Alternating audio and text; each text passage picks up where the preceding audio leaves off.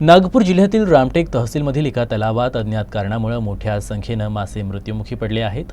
आता रामटेक पशुवैद्यकीय पथक माशांच्या अचानक मृत्यूच्या प्रकरणाची चौकशी करणार आहे। रामटेकमधील मधुरासागर पानबरेजा संस्थेच्या मालकीचं तलाव स्थानिक नागरिकांना भाड्यानं देण्यात आलं होतं। रामटेक बायपास रस्त्यावरील नागरा तलाव नितीन पचारे यांना 5 वर्षापासून भाड्यानं देण्यात आलं होतं। या तलावात मासे मृत्युमुखी पडले आहेत। माशांमध्ये रोहू, कटला, मुर्जल, सिपनास, ग्रासकार या प्रजातींचा समावेश आहे। तलावातून मृत मासे बाहेर काढण्यात आले आहेत। या प्रकरणी पुढील चौकशी पशुवैद्यकीय डॉक्टर करणार आहेत। या नागारा तलावामध्ये 14 वर्षापासून मी ठेका करत असताना आजपर्यंत असा घडला नाही आणि तो आज या 2 दिवस कालची परवाच्या रात्रीपासून हे मासे पूर्ण तलावाचे 10 लाख रुपयाच्या वर मासे मरण पावले। कारण असं काही वाटून ज्याला पाणी भरलेलं आहे ना, पूर्ण हाऊसफुल तलाव आहे।